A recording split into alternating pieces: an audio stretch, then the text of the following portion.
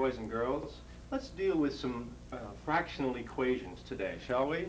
And let's look at an example or two.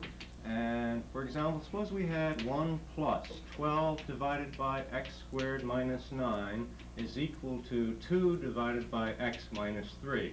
And notice now, for the first time, we have a sentence in which we have a variable in the denominator. And we've never seen a sentence such as this before. And in fact, we have to be rather careful about what values we can take on for x here. And just looking at this sentence, let's also include what numbers x cannot be equal to. And what numbers can x not be, Doug? 0. Well, certainly the denominator cannot be equal to 0, but I believe that the value of x can still be 0. Charles? 3. X cannot be equal to 3. Let's include this as part of the condition of the problem. X cannot be equal to 3, and also, Brenda? X cannot be equal to negative 3. And x is not equal to negative 3. All right, let's include this as part of the condition of the problem itself. And now let's go ahead and look at that equation. And looking at this equation, what number, what expression do you think you'd like to multiply both sides of this equation by in order to help you get somewhere? Peter? X squared minus 9. X squared minus 9. So let's use our distributive property, in which here we have x squared minus 9 times this entire expression. So what then do you have here on the left-hand side, Peter? X squared minus 9. X squared minus 9 plus 12 plus 12 equals 2 over x plus 3. All right, now let's see. Now we're multiplying the right-hand side also by x squared minus 9, and in which we may factor that as x minus 3 times an x plus 3. There happens to be a name for the number 1 in there, so Bill? It's 2x plus 6. All right, let's include that step, if I may, in which we have 2 times the quantity, what? X plus 3. X plus 3. Does everyone agree with that? Okay. Now, let's look at this sentence and write an equivalent sentence in which we can simplify things a little bit. Here we have x squared plus 3 is equal to 2x plus 6. Does everyone agree? Now, let's then try to set it equal to 0. Now, on the left-hand side, we have x squared. And what then would we like to do here, Peter? Minus 2x. Minus 2x. Minus 3. Minus 3 equals 0. is equal to 0. You look at that quadratic and you say to yourself, perhaps I can factor it. We have x times x is x squared. Two numbers whose product is negative 3 and whose sum is negative 2 are, Brenda? X minus 3 X minus 3 and x plus 1 times an x plus 1 then is going to satisfy those conditions. Everyone agree? Now here we have the product of these two numbers is equal to 0. Therefore we have here x is equal to 3 or x is equal to negative 1. But immediately, right here, x is equal to 3. Part of the condition of the problem is that x cannot be equal to 3. So what then are we going to do with this number? And let's simply discard this number of x is equal to 3. And writing our solution set, we have here, what? What may we say? Tom? X Simply 1. Simply the number negative 1 as our solution set. Okay? Well, let's look at a number of word problems that will also generate equations in which possibly the variable is in the denominator. And here we have a case in which it says, one computer can execute a correlation coefficient in 3 hours. If a second computer were programmed to do the job, the correlation can be performed in 2 hours. How long would it take the second computer working alone to do the correlation? Okay? So, how long do you think it might take the second computer to do the job? And let's decide to call that number x. Let x be equal to the number of hours for the second computer, all right, working alone. And let's see what we may say about that. Now, if x is the number of hours for the second computer to do the job by itself, in 1 hour, how much of the job can that computer do? And what do you think about that? For example, if it took, say, 5 hours for the second computer to do the job, in 1 hour, how much of the total job has it done? And Doug? 1/5 x. 1/5, well, I mean, simply 1/5. the number 1/5. And in this case, since it takes x hours for it to do the job by itself, how much of the total job can it do in 1 hour?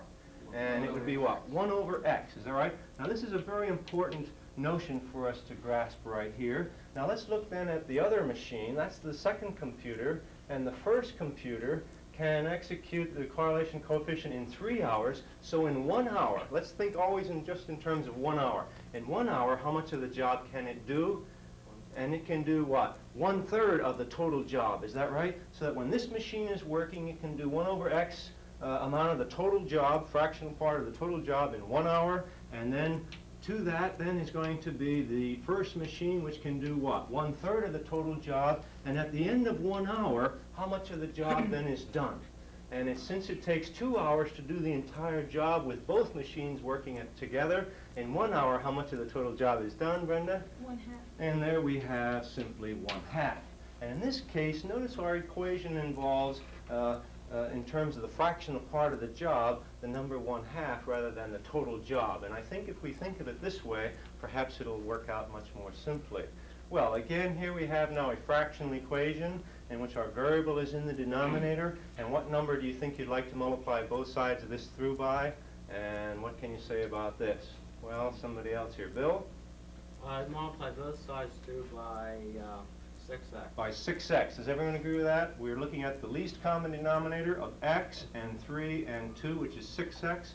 So using our distributive property, 6x times 1 over x is 6 plus 6x times 1/3 is 2x. 2x is equal to 6x times 1/2 is 3x. And lo and behold, the equation is really very simple. X then is equal to 6. So in fact, without going through the check, I think you will agree that the second computer, all right, can do the job in what?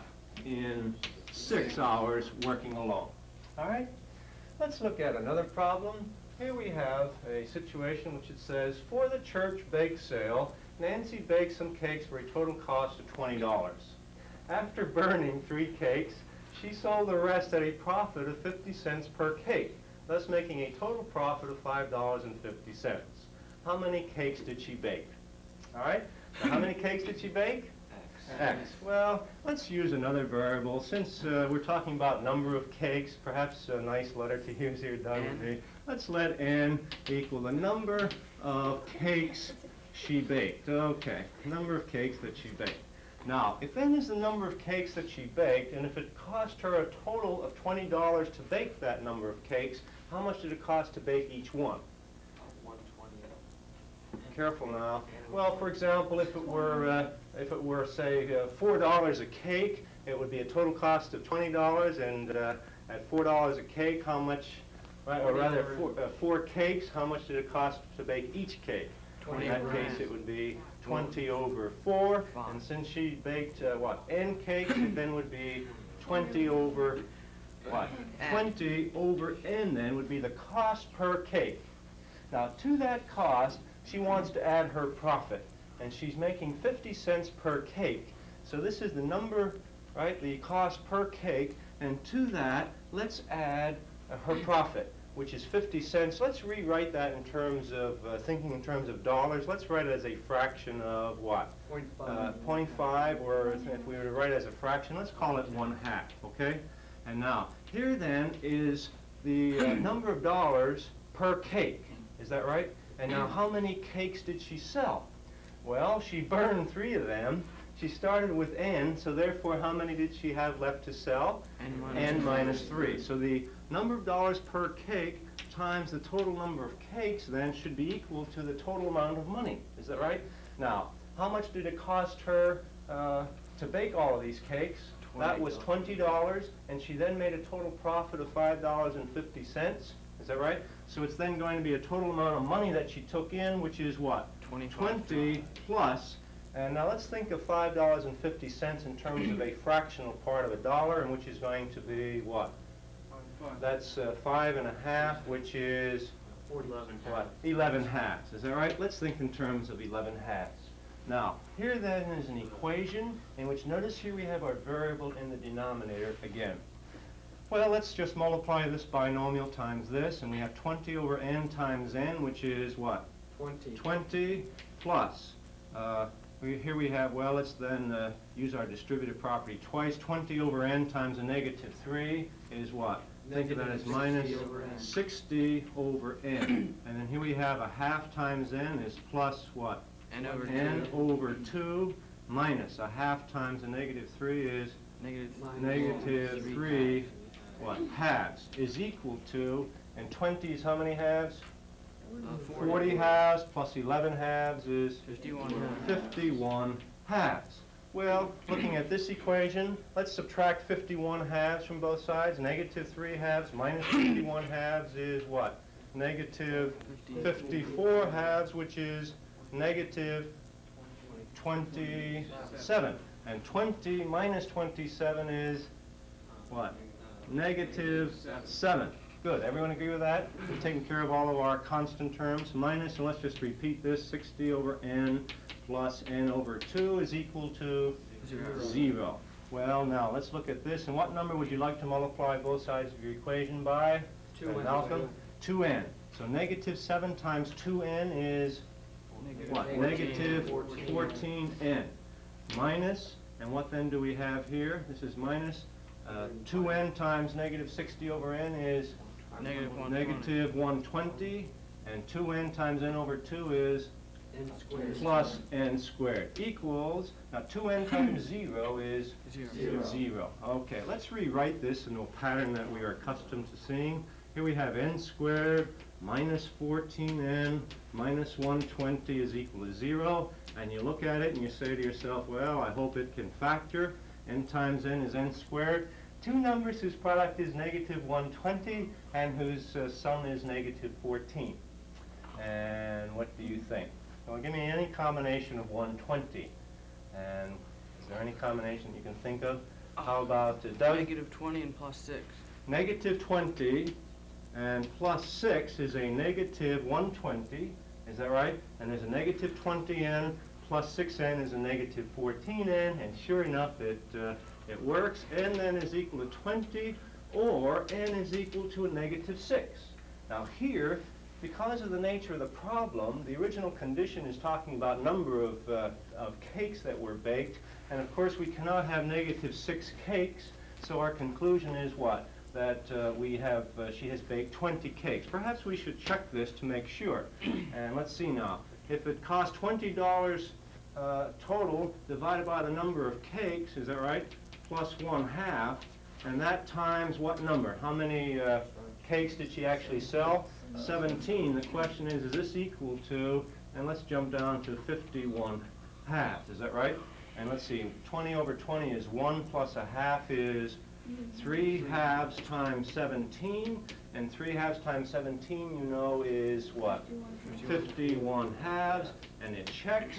Therefore, our conclusion is what? That Nancy baked how many cakes? Nancy baked 20 cakes, and that's our conclusion.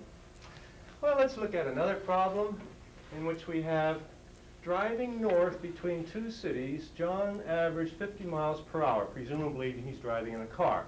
On the return trip, he averaged 60 miles per hour. Find his average speed for the entire trip. Now, I think one's intuition here would say that he would average what? He's going 50 miles per hour one direction, then he turns around and comes back and he averages 60 miles an hour. I think your intuition would tell you that he's going to average what? 55 miles per hour. And I think perhaps in this case, this is one of the first examples of a situation which is going to go against your intuition. So let's actually see what it's going to be. Now we know that distance is rate times time, therefore time is certainly distance divided by rate. Is that right? Now, let's think in terms of the time out. Let me use this notation. The time that he goes north, and then plus the time that he comes back, or time in, is equal to, let's call it total time. Okay? Now what is the time that it takes him to go out? Well, you know that time is distance divided by rate. You don't know what his total distance is, but you do know that his rate is 50. All right? And this is in terms of miles per hour. And then plus, and now he's going to return, so his distance is the same, and what is his rate coming back? 60 miles per hour is then going to be equal to, and what then is his total distance? Well, he goes out d miles, he comes back d miles, therefore his total distance is 2d. what? 2d divided by his rate, is that right? Which is what we do not know. Let's call that number r. So let's let r, let me include it right here, let's let r equal the number of miles per hour of average rate. Let me Let me call it that, okay? Now, here is a sentence which we would like to solve for r. Well, looking at this, notice here is a d in this numerator, and in this numerator, and in this numerator. Immediately, what number can we multiply, or rather divide both sides of this equation by? And let's divide by d. Now, certainly d cannot be 0. So we have what? 1 over 50 plus what? 1 over 60 equals 2 over r. And now here is another equation, fractional equation, in which our variable is in the denominator. What number now are we going to multiply both sides of our equation through by in order to get rid of these three denominators? And Doug? 300R. 300r. Does everyone agree with that? So 300r times 1 over 50 gives us what? What? 6, is it 6 or 60? 50, well, 5 into 30 then goes simply 6, is that right? So it's going to be what? 6r plus 300r times 1 over 60 is 5r equals 300r times 2 over r gives us 600. Is that right? Now there is 11r is equal to 600. Let's actually do this long division over here. 11 into 600. Now 11 into 60 goes 5 times 11 is 55 with a remainder of 5. Now 11 into 50 goes 4, and 4 times 11 is 44 with a remainder of 6. Let's stop right there. In fact, therefore, r is equal to, and let's call it 54 and 6/11, which is not quite 55. Is that right? So, therefore, the average rate